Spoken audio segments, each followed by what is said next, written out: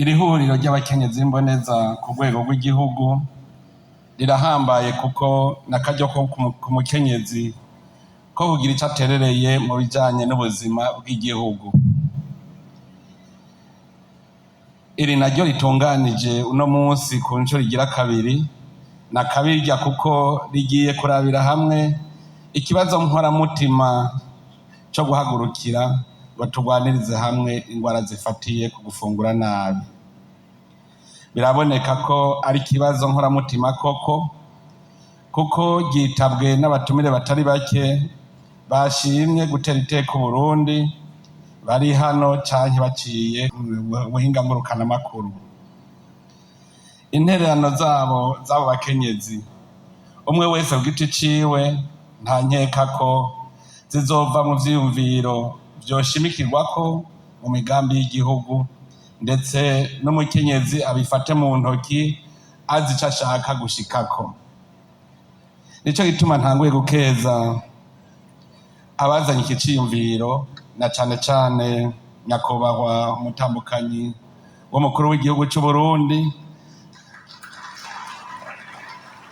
hamwe n'abagize ishirahamwe OPDAD igisata c'u Burundi. Kubona umukenyezi yagize gwiwe iki kibazo ni ikimenyetso gikomeye mu gihugu kizotuma umwe wese ahari atagifata minenegwe. Ku ruhande rw'uburongozi bw'igihugu n'intege muduteye bizotuma twitanga tutiziganya kugira ngo mu gihugu c'u Burundi ntihagire ingwara zivuye ku gufungura nabi zizosubira kwibonekeza. Erega n'akamaramaza kubona turi mu gihugu twidoraguza mu gufungura hanyuma tugafungura nabi kuko utamenya canke kuko bifata minenegwe. Aha mu Burundi koko biraboneka yuko atanzara ihari, mugaba benshi bafungura kugira ngo buzuze inda gusa bibagiye gufungura ivyo kurya bifasha amagara yacu. Nivyo turabizi ntitubideha. Abarundi bari baratwinjije mu mugenzo w'uko utwo kurya turyoshe tugenewe abatware n'abakire gusa, kubera mu gihe c'ubukoroni bavuga bati amagi, amasoro, akanyama, uturyoshe twose twashigwa abatware. Bica bituma abarundi batangura kwinuba ibiryoshe bakibaza ko ari ivy'abakire gusa. None rero ibihe vyarahindutse, ntawama hahandi nk'akabande. Ibihe vyarahindutse, ubu rero dutangure gufungura neza kuko si ivyo dukenye. Aha mu Burundi twimbura ivyo kurya vy'ubwoko bwose. Je ndazi yuko uno munsi uriye iki ejo bakimugaburiye acavuga ngo mbega ryabaye sakramentu ngenderako. Nico gituma rero gufungura neza ari vyiza cane ubu rero muri iki gihe turimwo. Banyakubahwa mwese bashitsi bahire, kugabanya gufungura nabi mu ngo n'imiryango ni inzira itomoye yo gushika kw'ihangiro ry'igihugu ry'iterambere rirama muri leta y'u Burundi. Kugira leta ishikiye kuri iryo hangiro yariyemeje kongereza umwimbu duhereye ku burimyi mu guhimiriza umwenegihugu gukora ngo aronke ico afungura, aronke n'umusesekara awujane ku isoko maze abone kwikenura mu bindi akenera. Erega uburimyi nibwo soko ry'ikigogwa catuzanye tukaza ngaha muri iki kibanza. Nico gituma mu gihugu turiko turasubiramwo ndetse na politike y'uburimyi hasanzwe kugira ngo ifate intumbero nshasha yotuma haboneka umwimbu urama w'ibifungurwa bibereye kandi ku rugero rwiza, no guteza imbere ndetse imigenzo myiza yo gufungura neza mu miryango. Turifuza ko kuva ubu no muri kazoza umwimbu mwinshi mu mfungurwa zitandukanye uzotuma abarundi dusezerera wa mugenzo mubi w'uko ibiryoshe canke ibifise akamaro ku magara y'abantu bihabwa abazungu canke abakire gusa. Aha rero mu guteza imbere gufungura neza kugira ngo turwanye za ngwara ziterwa no gufungura nabi, turahamagariye abanyamitahe baba abo mu gihugu hagati canke abo hanze y'igihugu gufata mu mugongo leta muri uwo mugambi w'iyerekwa ryiza ryo kongereza umwimbu mu guteza imbere amagara meza y'abenegihugu muri rusangi na cane cane abana n'abakenyezi. Twame twibuka ko ubwiza buca mu kanwa. Ku ruhande rw'uburongozi bw'igihugu bizoboneka ko twashitse kw'ihangiro ryacu tubonye abarundi na cane cane abakenyezi batahuye neza uruhara rwo gufungura neza ibikwiye ku rugero rubereye dukoresheje umwimbu dusanzwe dufise muri iki gihugu cacu.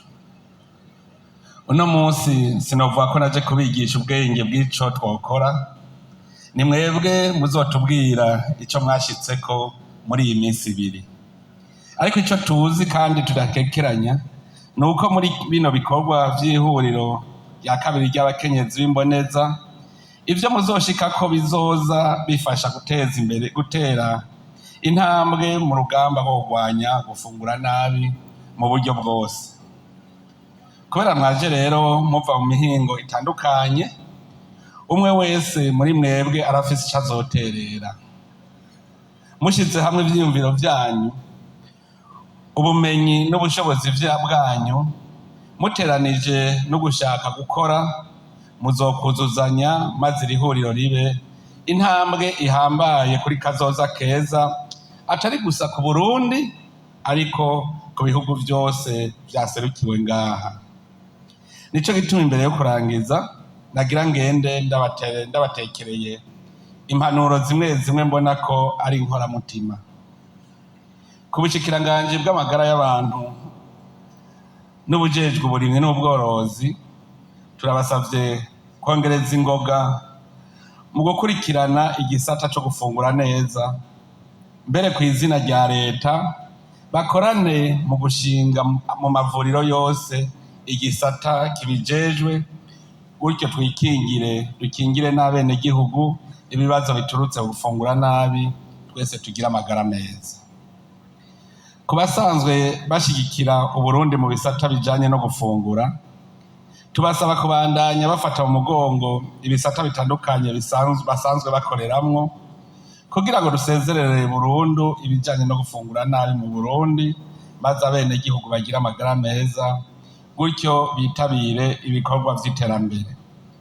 Turakengurukiye cane uwaserukiye amashirahamwe yose y'ishamwe mpuzamakungoni, wewe uretse ko yiyemeje gushigikira uburongozi bw'Uburundi muri ico gikorwa, yahamagariye n'abandi bagenzi dukorana kugira ngo nabo badufate mu mugongo, kuko ikibazo c'amagara y'abantu si ikibazo c'umwe, ni ikibazo ca bose. Ubuhoho turabibona aho isi yose ihanzwe n'ikiza coronavirus, ni ikimenyetso cerekana ko ibijanye n'amagara y'abantu atari ikibazo c'igihugu kimwe. None rero turagukengurukiye cane kubona mwemeye kudufata mu mugongo.